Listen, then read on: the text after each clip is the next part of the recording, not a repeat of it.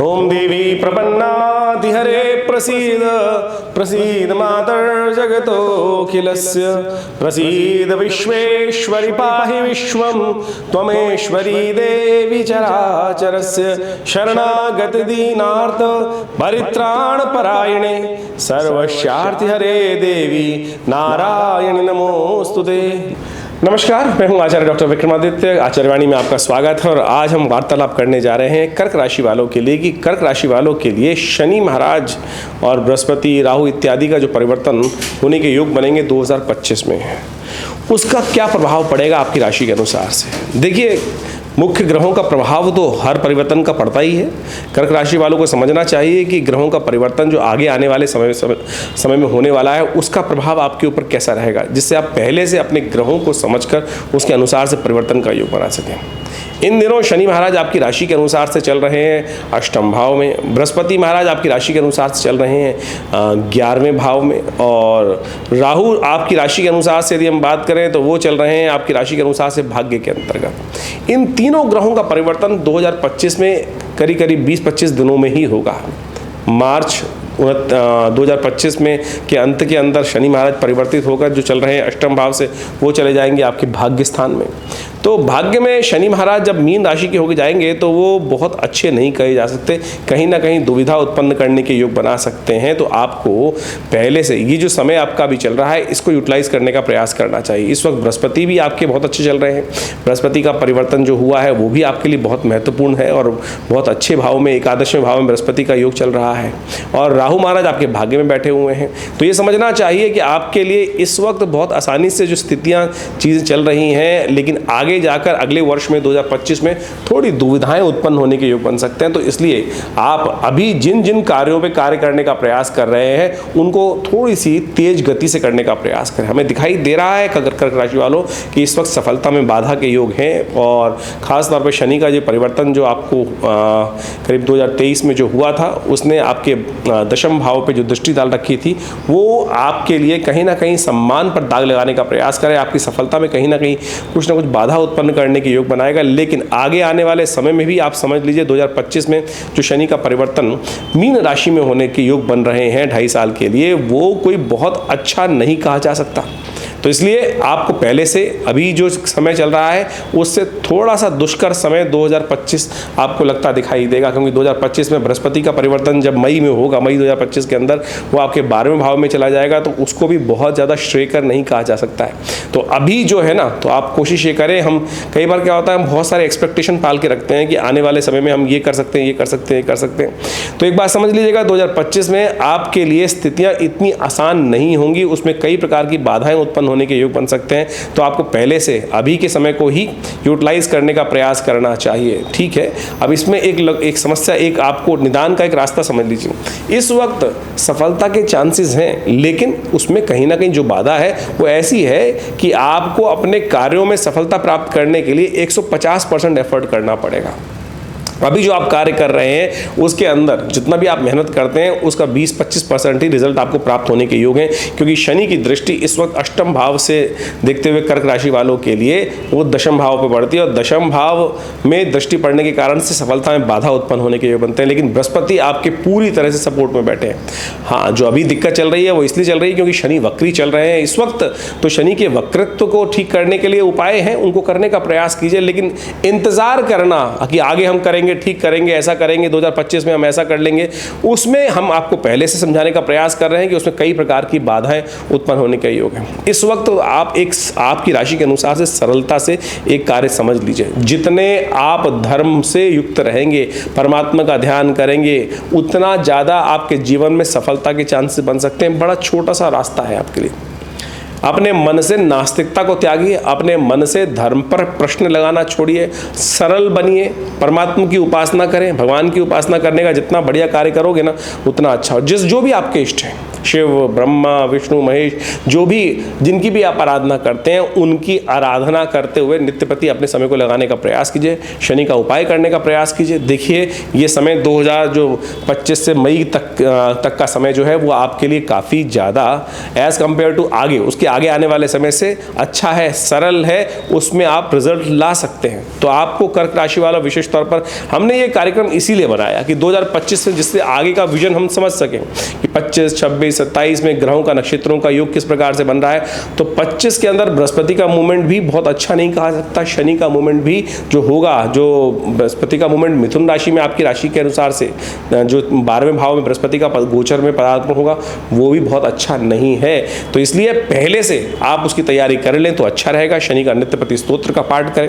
अभी हम आपको स्तोत्र का पाठ बता भी रहे हैं कि शनि का स्तोत्र किस प्रकार से है। नित्यपति उसका श्रवण पाठ करना यदि आप शुरू कर दें तो शनि अभी आपके लिए बहुत फेवरेबल है।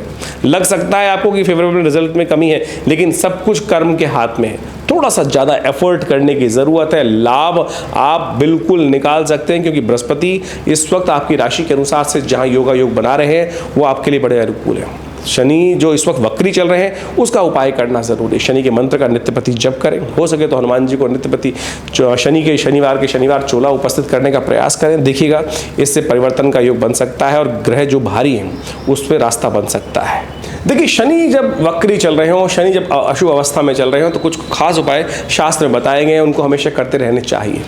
और ये एक ऐसे उपाय हैं जो हमेशा कल्याण का मार्ग ही प्रशस्त करते हैं। भारतीय संस्कृति में ज्योतिष की गणनाओं को समझने के लिए तो गणित विज्ञान है और इसकी पूरी गणनाएं मिलती हैं, लेकिन निदान के लिए शास्त्रों में अनेक मार्ग बताए गए हैं।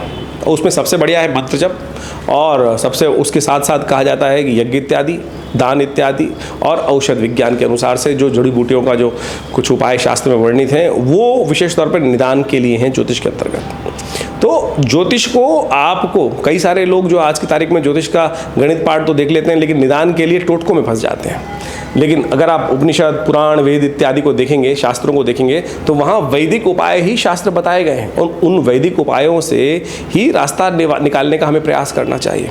अब शनि चल रहे हैं वक्री, तो शनि को ठीक करने के लिए खास तौर पे क्या उपाय किया जाए वो आपको अच्छे से समझना चाहिए। बृहस्पति को वक्री चल जाए तो उसको भी ठीक करने का रास्ता शास्त्र में वर्णित है, उन सबको भी हमें करने का प्रयास करना चाहिए।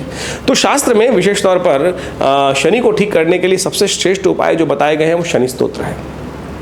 दशरथ महाराज के द्वारा की गई शनि की जो प्रार्थना है, जिसको शनि स्तोत्र कहा जाता है, उसका नित्यपति पाठ करने का प्रयास करना चाहिए। ये एक ऐसा अद्भुत स्तोत्र है जिसका यदि नित्यपति हम पाठ कर लें तो भगवान की कृपा से हम अपने कई ग्रहों को, दोषों को बहुत अद्भुत प्रकार से ठीक करने के योग बना सकते हैं। शनि स्तोत्र इस प्रकार से है। ओम नमः कृष्णाय नीलाय शितिकंठ निभाय च, नमः कालाग्नि रूपाय कृतांताय च वै नमः, नमो निर्मांस देहाय दीर्घमश्रुजटाय च, नमो विशाल नेत्राय शुष्कोधर भयाकृते, नमः पुष्कलगात्राय स्थूलरोमणीयत वै नमः, नमो दीर्घाय शुष्काय कालं द्रष्ट नमोस्तुते, नमस्ते कोटराक्षाय दुर्निरीक्षाय वै नमः, नमो घोराय रौद्राय भीषणाय कपालिने, नमस्ते सर्वभक्षाय बलिमुख नमोस्तुते, सूर्यपुत्र नमस्तेस्तु भास्करे भयदाय च, अधो दृष्टे नमस्तेस्तु संवर्तक नमोस्तुते, नमो मंदगते तुभ्यं निस्त्रंशाय नमोस्तुते, तपसा दग्ध देहाय नित्यं योगरताय च, नमो नित्यं क्षुधार्ताय अतृप्ताय च वै नमः, ज्ञानचक्षु नमस्तेस्तु कश्यपात्मजसूनवे, तुष्टो ददासि वै राज्यं रुष्टो हरसि तत्क्षणात्, देवासुरमनुष्याश्च सिद्धि विद्याधरोरगा, त्वया विलोकिता सर्वे नाशं यान्ति समूलता, प्रसादा कुरु मे देव वराहोऽहम् उपागता, एवं अस्तु तदा सौरिग्रहराजो महाबला। ये दशरथ कृत शनि स्तोत्र है। कहा जाता है कि महाराज दशरथ जब देवासुर संग्राम की तरफ जा रहे थे, रास्ते में शनि के दर्शन हुए और शनि के दर्शन होते हुए शनि की दृष्टि से उनको विशेष तौर पर कहा जाता है कि बच तो सकते नहीं थे। अब शनि को प्रणाम किया उन्होंने और महाराज की एक दिव्य स्तुति उपस्थित करी। एक ही स्तोत्र शास्त्र में मिलता है जो दशरथ कृत शनि स्तोत्र के नाम से जाना जाता है। शनि महाराज ने स्वयं महाराज दशरथ को आशीर्वाद दिया कि जो कोई भी इसका आपके द्वारा किए गए स्तोत्र का पाठ करेगा, शनि उस पर कभी भी अपनी कुदृष्टि नहीं डालेगा। और समझ लें, शनि की दृष्टि ही को अच्छी नहीं मानी जाती, वही दृष्टि ही जो होती है, वही शनि का प्रभाव जो है वो दृष्टि का ही दोष माना गया है और कुछ नहीं। शनि बैठे हो तो कहाँ, शनि तो योगरत है।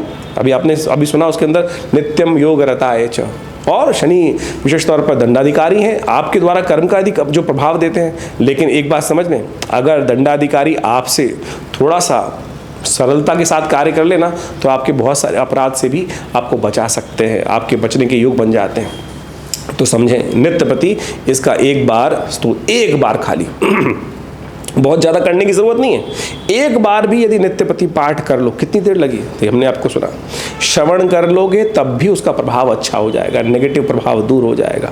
तो आप इसको नित्यपति पाठ करने का प्रयास करें। जो शनि महाराज का नेगेटिव प्रभाव, कभी भी दशाएं चल रही हो, अंतरदशाएं चल रही हो, वक्र स्थिति हो, अशुभ स्थिति हो, अस्त हो, तो ये सब चीज़ें आपके लिए बहुत बढ़िया कार्य कर सकते हैं। तो इसको आपको समझते हुए कार्य करने का प्रयास करना चाहिए। ये आपके लिए शुभ योग बनाएगा, लाभ के योग प्रशस्त करेगा और आनंद के योग अद्भुत रूप से बनाने का प्रयास करेगा। तो शनि का ये दिव्य स्तोत्र हमने आपको बताया, इसका पाठ नित्यपति करने का प्रयास करें। इसके साथ साथ बृहस्पति का भी एक साथ शुभ योग आपको लेने का प्रयास करना चाहिए। बृहस्पति के लिए कई शास्त्रों में उपाय बताए गए।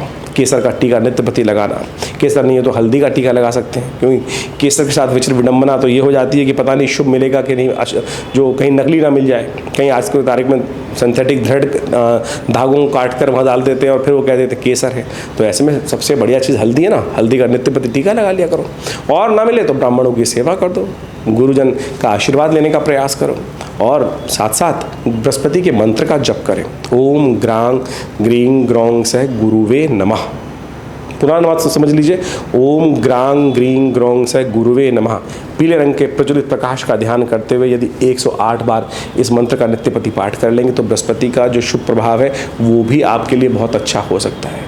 हींग लगे ना फिट करे रंग चोखा हो, ये समझें। हम अनेक विचित्र विडंबनाओं में फंस जाते हैं। कोई नीलम पहनने का प्रयास करता है और पता नहीं शुद्ध मिलेगा कि नहीं मिलेगा, असली मिलेगा कि नहीं मिलेगा। आजकल तो सिंथेटिक वो बहुत क्या है, कल्चर्ड मिल जाते हैं और साथ साथ उसके लिए क्या होता है, कलर सिंथेटिक कलर का उपयोग करके जो स्फटिक है उसको द्वारा बना, क्रिस्टल के द्वारा बना देते हैं। तो उन सब चीज़ों में पैसे खर्च करने से बचें। सीधे साधे उपाय हम आपके समक्ष उपस्थित कर रहे हैं। मंत्र से बढ़िया पॉजिटिव चीज़ कुछ नहीं हो सकती है। तो अपने ध्यान को, क्योंकि आप अपने लिए जितना सोच सकते हैं ना, शायद दूसरा आपके लिए नहीं सोचेगा।